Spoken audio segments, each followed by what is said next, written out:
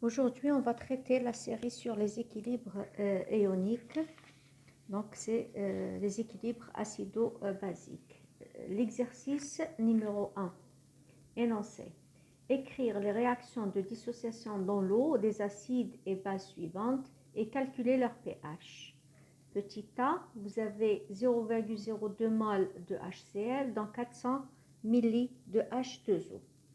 Donc HCl, c'est un acide fort, sa dissociation est totale dans H2O. Donc l'équation, donc vous avez HCl plus H2O vous donne H3O plus Cl moins. Donc le pH d'un acide fort égale moins log de Ca. Ca, c'est la concentration de l'acide. Et dans l'énoncé d'exercice, vous avez le nombre de moles et vous avez le volume. Donc, Ca, la concentration est égale N sur V. Donc, vous allez avoir 0,02 sur 0,4, puisque là, je convertis en litres. Donc, la concentration de l'acide égale 0,05 molarité. Et en remplaçant dans l'équation du pH, vous avez le pH moins log de 0,05 est égal à 1,30.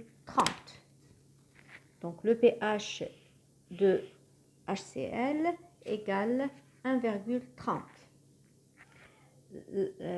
La deuxième, question B, vous avez 500 ml de l'acide benzoïque, 0,1 m, et vous avez le Ka égale 6,6 fois 10 moins 5. Puisqu'on vous a donné le Ka, ça veut dire que cet acide est faible. Donc, sa dissociation, elle est partielle, elle n'est pas totale, elle est partielle dans l'eau. Donc, c'est un acide faible. Donc, C6H5COH plus H2O vous donne C6H5CO-, la base conjuguée, plus H3O+. Donc, le pH d'un acide faible égale à quoi? Égale à 1,5 facteur pKa moins log de Ca. On sait que le pKa égale moins log de Ka, donc moins log de 6,6 fois 10 moins 5, donc est égal à 4,18. Donc, vous avez pKa égale 4,18. Et la concentration de l'acide, elle est donnée. Donc, on va remplacer dans l'équation du pH un demi-facteur 4,18 moins log de 0,1. Donc, vous avez le pH de l'acide benzoïque égale 2,6 pour une concentration de 0,1. La troisième question, c'est vous avez 0,4 g de NaOH dans 100 ml d'eau et vous avez la masse molaire de NaOH qui est égale à 40 grammes par mol. NaOH, c'est une base forte, donc sa dissociation, elle est totale dans H2O. Donc, NaOH vous donne Na+, plus OH-. Son pH égale 14 plus log de Cb, avec Cb, la concentration de la base, puisqu'on vous a donné quoi? On vous a donné la masse dissoute dans 100 ml. Donc, en remplaçant, vous avez Cb qui est égal à n petit m sur grand M qui vous donne le nombre de moles sur le volume. Donc, vous aurez la concentration de Cb qui est égale 0,4 sur 40 grammes fois 0,1 qui est le volume. Donc, ça vous donne 0,1 m. En remplaçant aussi dans l'équation du pH, donc vous avez 14 plus log de 0,1, vous trouvez le pH de NaOH qui est égal à 13. Donc, pH de la base, effectivement, c'est une base forte, donc son pH égale à 13.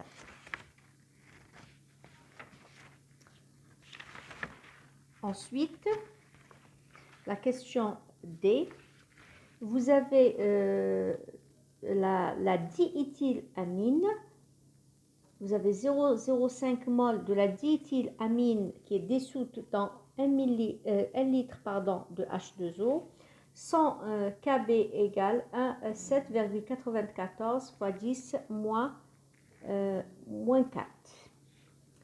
Donc, le Kb égale moins log, Pkb égale moins log de Kb. Donc, moins log de 7,94 fois 10 moins 4, vous trouvez 3,10. Et on sait que le pKa plus le pKb égale pKe, c'est-à-dire est égal 14. Et à partir de là, on peut tirer le pKa qui est égal à 10,9. Donc, la diéthylamine, c'est une base faible, du moment qu'ils vous ont donné le Kb. Donc, c'est une base faible. Sa dissociation, elle est faible ou partielle. Donc, en écrivant la réaction, donc C2H5 2 fois NH plus H2O vous donne quoi? Vous donne C2H5 2 fois NH2 plus OH-. Donc, ça, c'est la base. Ça, c'est son acide conjugué. Et ça, c'est l'acide. Et ça, c'est la base conjuguée. Donc, le pH d'une base faible est égal à quoi? Est égal à 7 plus 1,5 facteur pKa plus log de Cp. Et je remplace. Donc, 7 plus 1,5 facteur 10,9 le pKa que vous avez calculé, plus log de 0,05 sur, puisque vous avez un nombre de moles, 0,05 sur le volume qui est égal à 1. Et vous trouvez un pH égal à 11,8. L'exercice 2. On fait dissoudre une masse M1 qui est égale à 3,6 g d'un acide faible. Son pKa égale à 10 à la puissance moins 3,48 dans 20 ml d'eau. Calculez le coefficient de dissociation alpha 1 de cet acide dans la solution obtenue et on vous donne la masse molaire de l'acide. On va écrire l'équation générale d'un acide faible. Donc, si vous avez un acide AH plus H2O qui est un acide faible, donc sa dissociation elle est partielle, ça vous donne A- plus H3O+. Donc, si on fait le bilan de la réaction, AT est égal à 0, vous démarrez bien sûr d'une concentration C0 ou Ca de l'acide et vous n'avez rien de produit. Donc, 0, 0. À T équilibre, vous avez C0 ou Ca, bien sûr, de l'acide, moins X, et vous avez la formation ici de X pour A-, et X pour H3O+. Si en remplaçant X par X qui est égal à alpha C0, donc je vais avoir C0 moins alpha C0 et alpha C0. C'est comme quand on avait vu les équilibres, on avait écrit X est égal alpha N0. Donc on peut également exprimer X en fonction de la concentration. Donc selon la loi de dilution d'Oswald, la constante d'acidité Ka égale à quoi? Égale C alpha C0 fois alpha C0, d'accord, sur C0. Donc, je vais écrire Ka égale alpha C0 fois alpha C0 sur C0 1 moins alpha. Bien sûr, en simplifiant, vous allez trouver Ka égale C0 alpha à la puissance 2 sur 1 moins alpha. Là, si alpha est très très faible, donc on peut écrire la constante d'acidité Ka égale C0 alpha à la puissance 2. D'où alpha égale la racine carrée de Ka sur C0 ou qui est C0, la concentration de l'acide. Donc là, il faut retenir cette équation. Ka est égal à C0 alpha au carré sur 1 moins alpha. Pardon. Ici, alpha est faible. Donc, vous avez Ka égale C0 alpha 2. Là. Donc, C0 égale à quoi? Vous avez la masse, c'est 3 sur 6, 3,6 sur le volume qui est 20 millilitres, donc c'est 0,02 litres, fois la masse molaire 180 de l'acide, et la concentration de l'acide, c'est 0 égale à 1.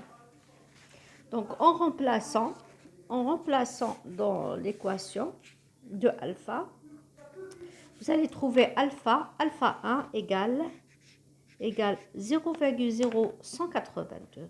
Ça veut dire quoi? Ça veut dire que vous avez 1,82% de HA dissocié.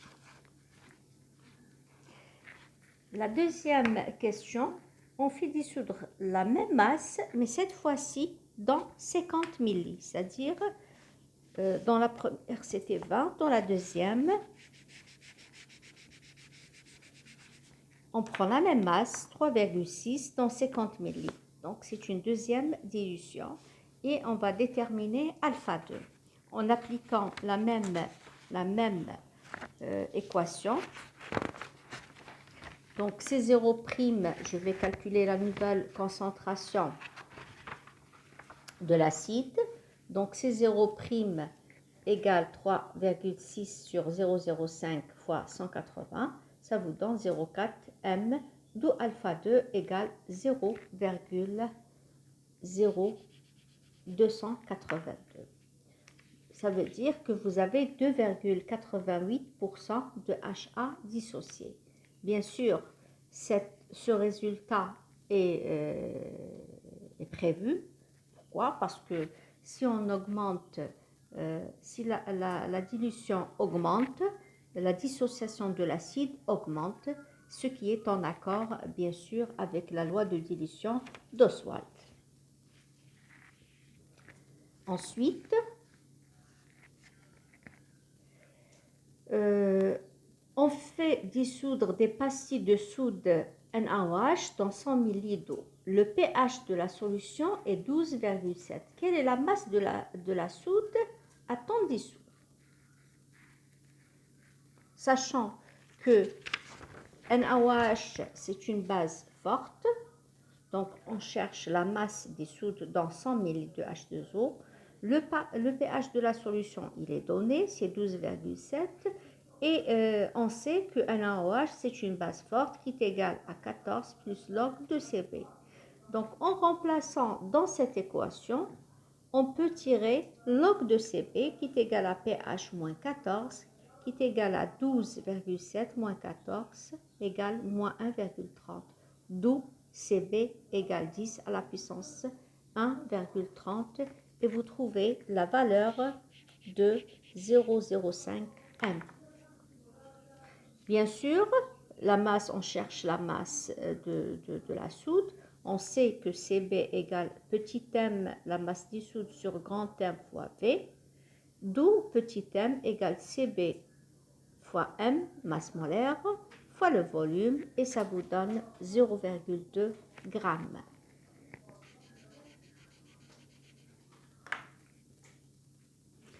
Maintenant, on vous dit, si on ajoute 400 ml à la solution précédente, que devient le pH de la solution obtenue? Donc, le volume total de la solution, vous avez au départ 100 ml et vous ajoutez 400. Donc, le volume total de la solution égale 500 ml, d'où Cb' égale 0,2, c'est la masse dissoute toujours, sur la masse molaire de la base 40, qui est NaOH, fois le volume, le nouveau volume total, c'est 0,5 et vous trouvez 0,0 m.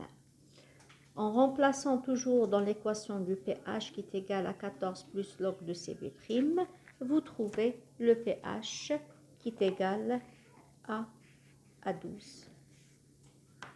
Bien sûr, si vous faites une dilution, le pH de la solution diminue, puisqu'au départ, il était de 12,7. Si je fais une dilution, le pH diminue.